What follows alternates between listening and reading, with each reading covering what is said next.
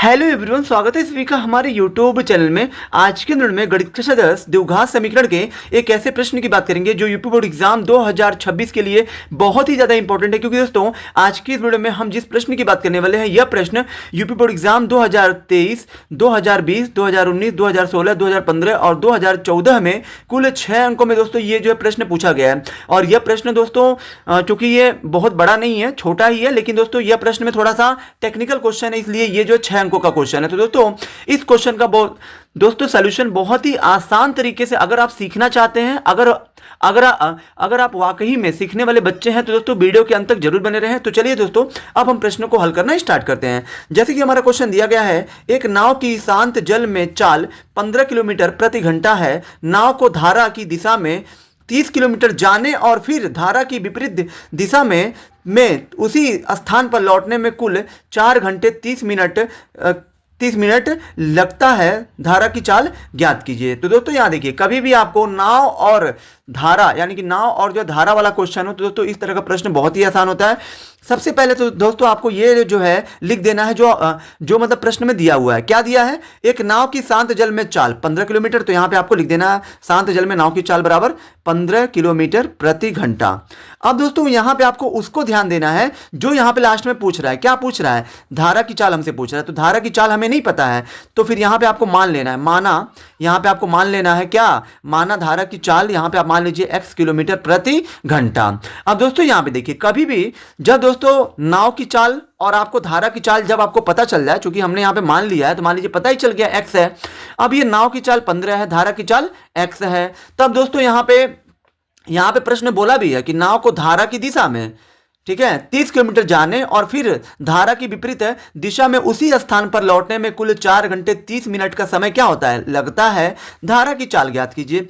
तो यहां देखिए दोस्तों, जब भी नाव अगर धारा की दिशा में जाएगी तो फिर यहां पे जो है कुल चाल यानी कि धारा की दिशा में नाव की जो चाल होती है वो दोस्तों नाव की चाल और ये प्लस यहां पे आपकी धारा की चाल जुड़ जाती है। ठीक है, जब भी नाव धारा की दिशा में जाएगी तो नाव की चाल और धारा की चाल हमेशा जुड़ जाती है। क्योंकि दोस्तों आप जानते होंगे कि धारा की दिशा में अगर हम नाव चलाएं या हम तैराकी करें तो हम जो बहुत तेजी से नाव को चला सकते हैं या हम तैर सकते हैं। तो यहां पे इसलिए दोस्तों चाल जो है क्या बढ़ जाती है, मतलब जुड़ जाती है, बढ़ जाती है।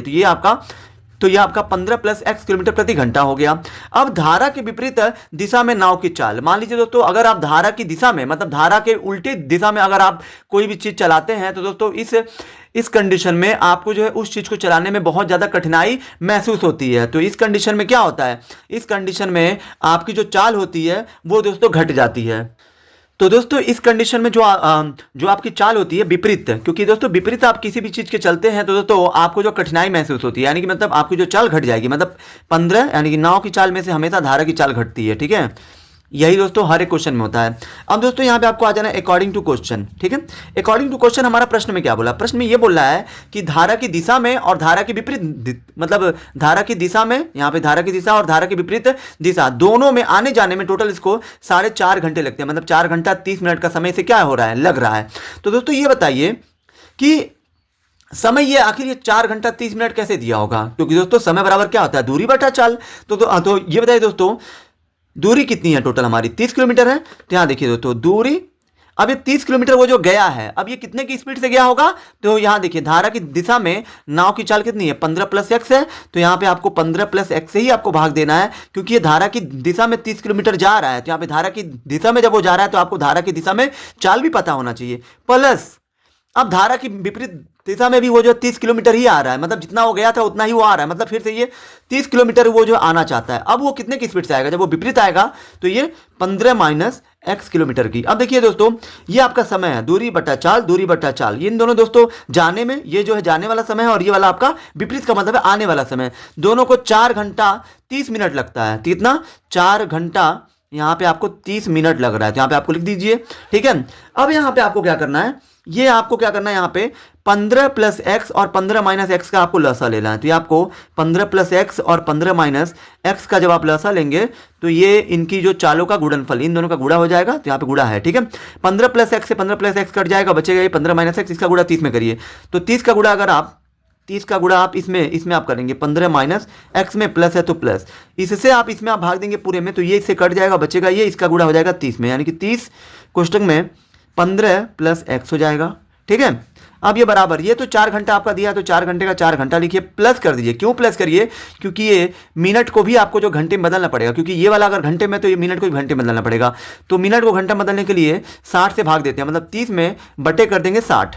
अब यहाँ पे आपको क्या करना है देखिए, अब यहाँ पे ये आप 30 का गुणा 15 में करिए तो ये आपका हो जाएगा 450, माइनस है तो माइनस, 30 का गुणा x में करिए तो ये आपका हो जाएगा 30x, प्लस है तो प्लस, फिर ये 30 का गुणा 15 में करिए तो 15 का गुणा अगर आप 30 में करते हैं तो कितना हो जाएगा, ये आपका 450 होगा, प्लस प्लस हो जाएगा प्लस, 15 का गुणा x में करिए 15x, और बटे में ये आपका दिया है पहले क्वेश्चन में a प्लस बी, दूसरे में a माइनस बी, क्या होता है, ये होता है a square minus B square, क्योंकि ये दोस्तों आपका a प्लस बी और a माइनस के रूप में है, क्योंकि पहले क्वेश्चन में a प्लस बी और दूसरे में a माइनस बी रहे तो ये आपका होता है a square minus B square, तो ये आपका a हो गया, ये आपका b है, तो ये a स्क्वायर हो गया 15 और माइनस बी स्क्वायर होता है, b की जगह पे x है तो x का स्क्वायर, बराबर में 30 से कम 30, 30 दूना 60 हो जाएगा। अब ये 2 चौके कितना हो जाएगा 8, और ये प्लस 1 कितना हो जाएगा 9, 9/2 हो जाएगा इधर।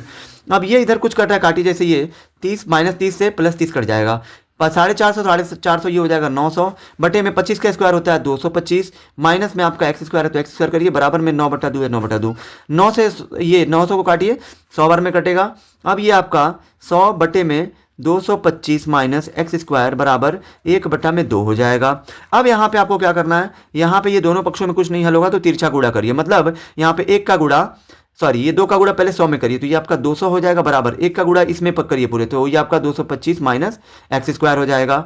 अब यहाँ पे आप क्या करिए, ये माइनस एक्स स्क्वायर को लाइए इधर तो हो जाएगा प्लस एक्स स्क्वायर, क्योंकि माइनस आएगा इधर प्लस है यहाँ पे। ठीक है, इधर इधर इधर आपका बचेगा 225, ये प्लस को भेजिए इधर हो जाएगा माइनस 225। ठीक है, अब ये 200 सॉरी ये प्लस 200 है, जाएगा इधर तो माइनस 200 होगा, 225 में से 200 जाएगा तो ये आपका आ जाएगा 25, और चूंकि दोस्तों आप जानते होंगे कि ये आपका एक्स स्क्वायर है तो यहाँ पे एक्स स्क्वायर लिखिए, बराबर में यहाँ पे 25 आया है तो 25 लिखिए।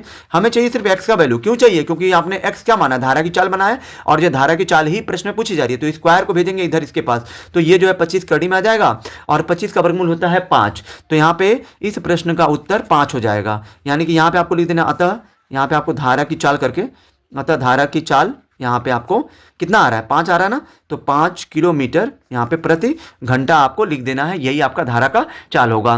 क्योंकि दोस्तों धारा की चाल हमने x मानी है प्रश्न में, देखिए यहाँ पे हमने धारा की चाल क्या मानी है, माना धारा की चाल x, तो मान लीजिए x का मान ही प्राप्त करना हमारा मेन उद्देश्य था।